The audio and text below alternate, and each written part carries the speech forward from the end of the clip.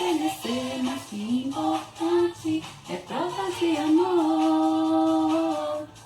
Com alegria eu vou obedecer ao Senhor.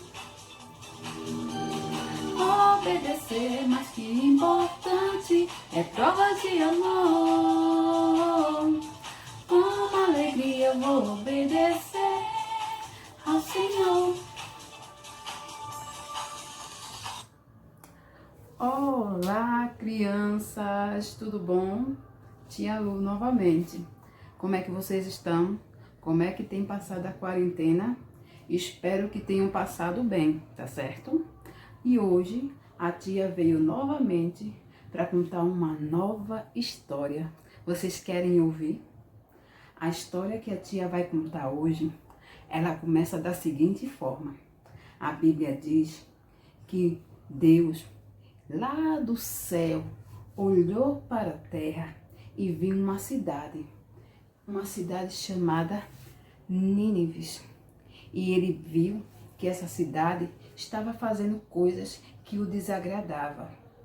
E Deus, Nínive, para quem não sabe, é uma cidade, era a capital naquele tempo, a capital de uma cidade, de um país chamado Assíria. E os assírios eram um povo de guerra, um povo que adorava batalhar. E eles eram conhecidos pela forma que eles tratavam os seus adversários, os vencidos de guerra. Eles tratavam e torturavam, então eles não tinham uma boa fama. As pessoas não gostavam muito dos assírios. E eles também, diga-se de passagem, era também inimigo do povo de Deus. Mas mesmo sendo inimigo do povo de Deus, Deus lá do céu olhou e teve pena, misericórdia. E ele levantou um homem, um profeta do seu povo. O nome deles era Jonas. Deus falou com Jonas e disse: Jonas, se apronta, se arruma e vai até a cidade de Nínive e diga a este povo que as maldades deles chegou a mim, chegou aos meus ouvidos. E Jonas se aprontou. Mas deixa eu dizer uma coisa, gente. Jonas, ele não foi para Nínive, não. Muito diferente. A Bíblia diz que Jonas, ele foi para outro lado, um lugar mais distante ainda. Ele foi para Tarse, uma cidade da Espanha. Ele se aprontou, desceu até a cidade de Jope. E lá ele pagou a sua passagem e embarcou num navio que ia justamente para Tarsis. E lá foi-se embora Jonas, fugindo para não obedecer a Deus. Isso me lembra uma história que eu já contei para vocês, que certa vez Deus chamou Moisés também e disse a Moisés que ele deveria falar para o povo. Mas Moisés não queria porque ele não se achava capaz. Não era diferente de Jonas. Jonas, ele sabia que ele poderia levar a palavra, mas ele não queria pregar para o povo de Ninivita. Os ninivitas ele considerava inimigo do seu povo. Por isso que ele não queria falar para os ninivitas. E o que Jonas fez? Embarcou num navio e foi-se embora para Tarsis, um lugar bem distante. Mas vocês acham que a gente consegue fugir da presença de Deus?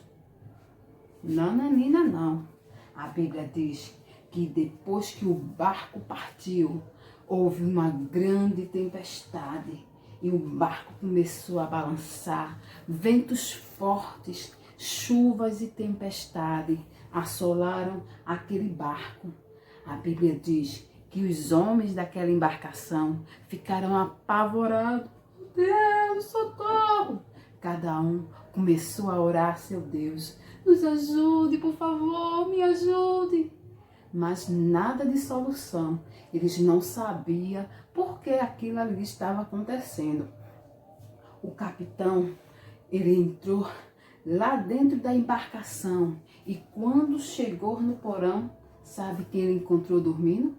Olha só, o nosso fujão, o nosso profeta Jonas. Jonas estava dormindo, não estava nem aí para o que estava acontecendo. E o capitão falou: por que tu estás dormindo, rapaz?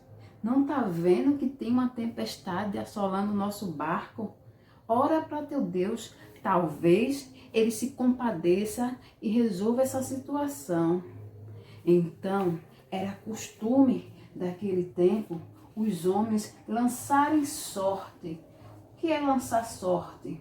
Ou seja, tirar a sorte para ver quem era o sorteado. Mas nessa vez eles estavam lançando sorte para saber quem era o culpado daquela situação. Aqueles homens marinheiros, o capitão do barco, eles lançaram sorte e viram que o nome que saiu era Jonas. Eles foram até Jonas com um monte de perguntas e perguntaram: quem é você? De onde você veio?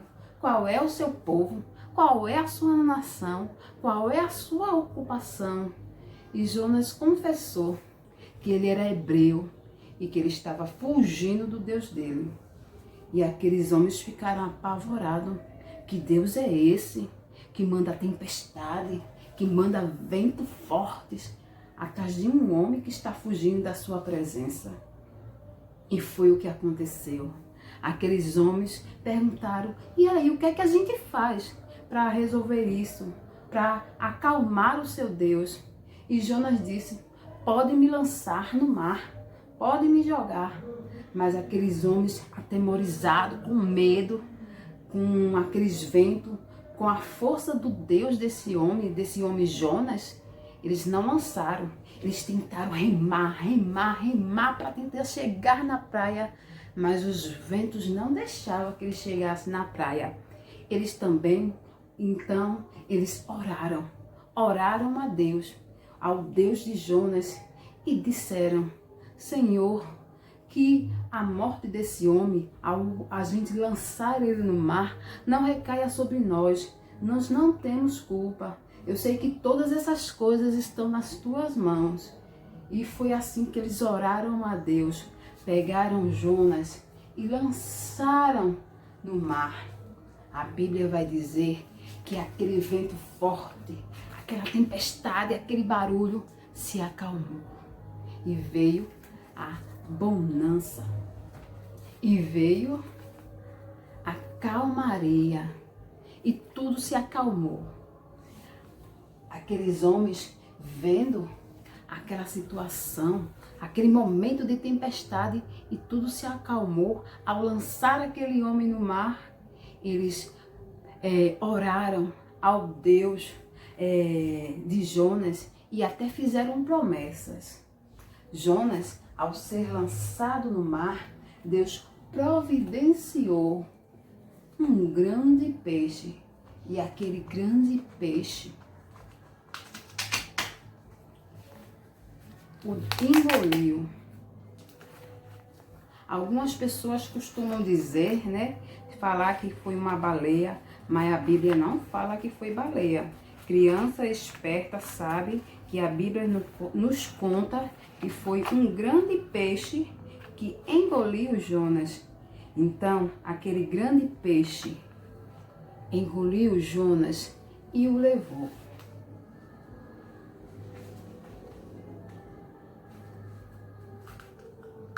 Durante 3 dias e 3 noites, Jonas ficou dentro do ventre daquele grande peixe. E nessa situação, Jonas pôde refletir. Ele orou, pediu perdão a Deus. Ele sabia que não tinha como fugir da presença de Deus.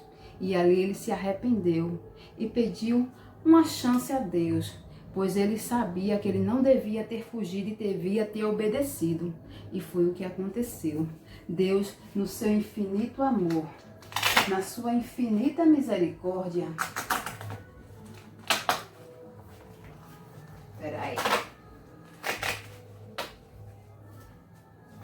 Deus, no seu infinito amor e na sua infinita misericórdia, deu ordem ao grande peixe e aquele peixe vomitou Jonas em uma praia. E naquela praia, Deus novamente deu ordem a Jonas. Disse: Jonas, se arruma, se apronta e vai até a cidade de Nínive e diga que o seu pecado chegou aos meus ouvidos. E foi Jonas até Nínive. E lá em Nínive, Jonas vai dizer o seguinte: esta foi a mensagem que Jonas pregou para o ninivita.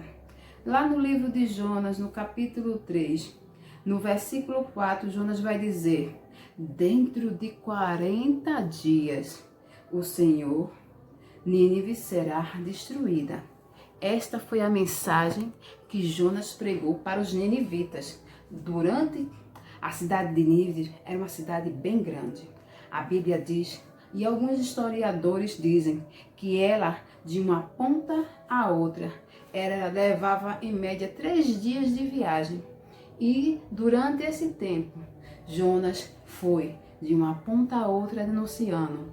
Daqui a 40 dias, Deus vai destruir a cidade de Nínive. Se arrependam. E durante esse tempo, de um canto a outra, Jonas disse a mensagem e as pessoas ouviram aquela mensagem e elas se arrependeram. Elas deram crédito. Elas sabiam, elas conheciam a história do Deus de Jonas. E o que é que aconteceu? Aqueles homens vestiram roupas de saco, vestes simples, que naquele tempo simbolizava a humilhação. E aquelas roupas de saco, aquelas vestes de saco, eles se ajoelharam e desceram no chão e oraram a Deus, pedindo perdão. O rei daquele tempo, da cidade de Nínive, sabendo também do que Deus viria fazer com a sua cidade, ele também deu ordem para que anunciassem não somente em toda Nínive, mas nas cidades vizinhas, que as pessoas também, elas apregoassem um jejum, ou seja, que elas não deveriam nem comer nem beber, das mulheres, crianças, velhos e até os animais. Ninguém deveria comer, somente orar e se humilhar. Talvez assim o Deus de Jonas, o Deus do povo de Israel, o nosso Deus, ele se arrependesse.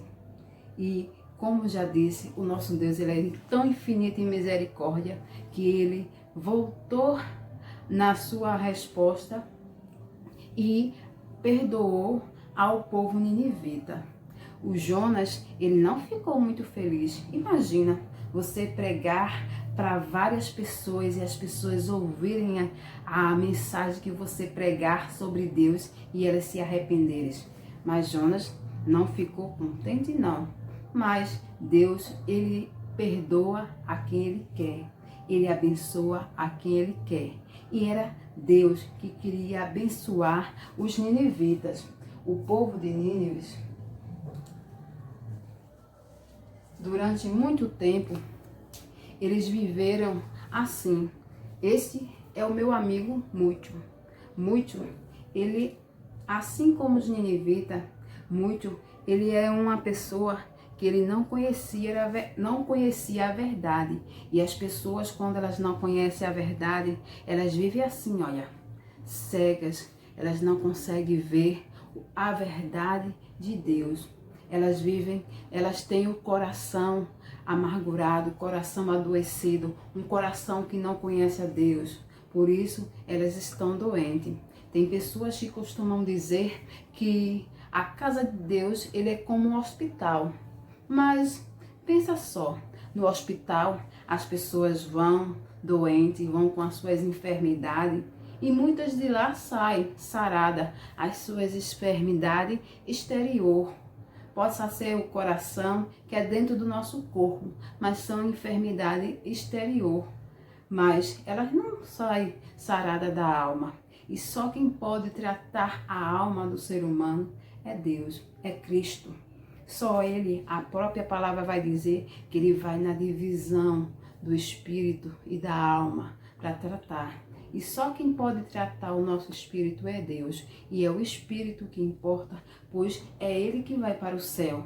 Por isso que o nosso Deus, a casa do Senhor, ela é muito mais importante do que um hospital. Porque o médico que a gente conhece, o médico homem, ele trata o exterior. E o nosso Deus, ele trata o interior.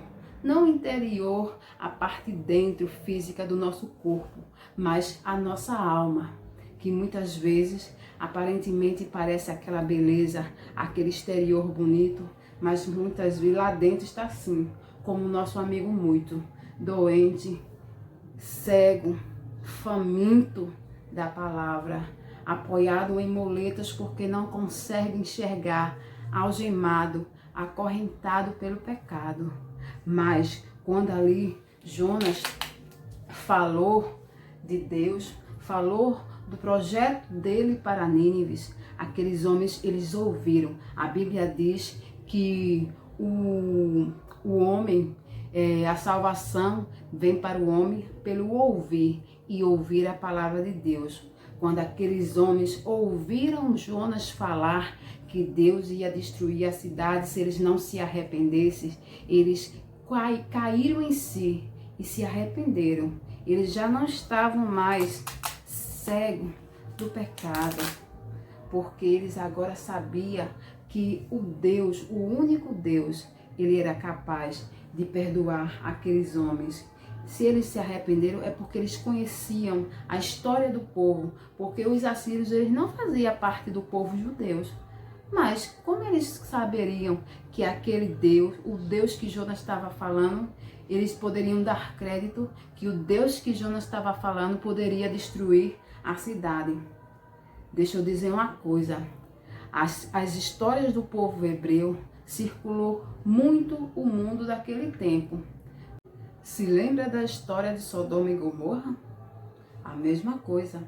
Deus disse que ia destruir a cidade e a destruiu. E a história de Sodoma e Gomorra rodou o mundo. Muitas pessoas conheciam, apesar de não servir ao Deus de Israel, eles conheciam os milagres e os feitos que o Deus de Israel havia feito pelo seu povo. Por isso, aqueles homens se humilharam, oraram, pregoaram jejum, vestiram roupas de humilhação e se arrependeram. E por se arrepender, a Bíblia diz que Deus, ele é infinito em misericórdia. Ele perdoou e não destruiu mais aquele povo.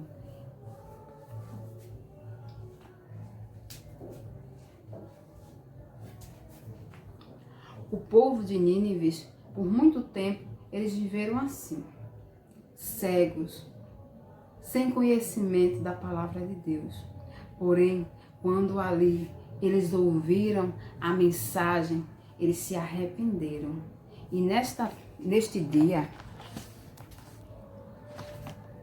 eu quero deixar para nossa meditação e nossa reflexão que as misericórdias de Deus é muito grande e o seu amor por nós é tanto. Lá no livro de Efésios, no capítulo 2 e o 4, vai dizer que a misericórdia de Deus, ele é muito e o seu amor, ele é muito grande. A Bíblia diz que Deus, ele nos amou primeiro. Quando ele ali deu seu filho Jesus para morrer numa cruz, ele conhecia o coração de todos os homens. Ele conhecia o meu e o seu coração. E ele provou o seu amor de que forma? Dando o que ele tinha de melhor. E o que ele tinha de melhor? O seu Filho Cristo Jesus, que morreu ali numa cruz para dar salvação a toda a humanidade. A Bíblia diz, e a Bíblia nos conta, que Jesus, ele foi para o céu preparar uma casa para aqueles que o aguardam. E o céu é um lugar que muitas pessoas querem ir. Vocês, crianças, querem ir para o céu? Todo mundo quer. Mas para chegar no céu, não se chega de todo jeito, não. O homem precisa se arrepender. E para chegar no céu, o homem primeiro precisa passar por Cristo. E o que é que Cristo ele quer do homem? Que o homem ele se arrependa dos seus pecados. A Bíblia diz que todos pecaram e afastados estão os homens de Deus. Então, para o homem se aproximar de Deus, ele precisa reconhecer que é pecador, que só Cristo, ele perdoa o pecado, porque Cristo, ele é o remédio para as nossas enfermidades, ele é o remédio para as nossas dores. Somente através de Cristo nós podemos chegar ao céu, mas através de Cristo nós teremos as nossas vestes limpas, as nossas vestes transformadas, as nossas vestes modificadas. E somente assim iremos chegar ao céu. Essa é a promessa que Cristo nos fez. Mas até lá, até Cristo voltar, e nós temos visto aí os sinais de Deus. Quem não ficou apavorado durante esses dias de pandemia, que não assolou somente aqui o nosso país, mas rodou todo o mundo e ainda está acontecendo. Isso são o princípio das coisas que Deus havia prometido. Não se espante nem se apavore, apenas se aproxime cada vez mais de Cristo, porque até Cristo voltar, nós precisamos continuar aprendendo, se aproximando dele. Então, que vocês, neste dia, vocês apliquem no coração que o nosso Deus, ele é misericordioso, é infinito em amor, porque ele nos amou primeiro, sendo nós ainda pecadores. Somente Cristo, ele perdoa os nossos pecados. E só através de Cristo nós poderemos chegar ao céu. Mas para isso precisamos nos arrepender. Assim como os ninivitas, o povo de Nínive, eles reconheceram que só se arrependendo, Cristo, Deus, ele poderia perdoar e não destruir a cidade de Nínive. Hoje ainda ele continua operando e só basta tão somente a gente se arrepender. Espero que vocês tenham gostado dessa história. Perdão pela demora de eu lançar outros vídeos, mas quem sabe futuramente estaremos novamente aqui através desse aparelho, contando mais histórias sobre o povo de Deus. Tchauzinho e um beijo. Obedecer é mais que importante, é prova de amor. Com alegria eu vou obedecer ao Senhor.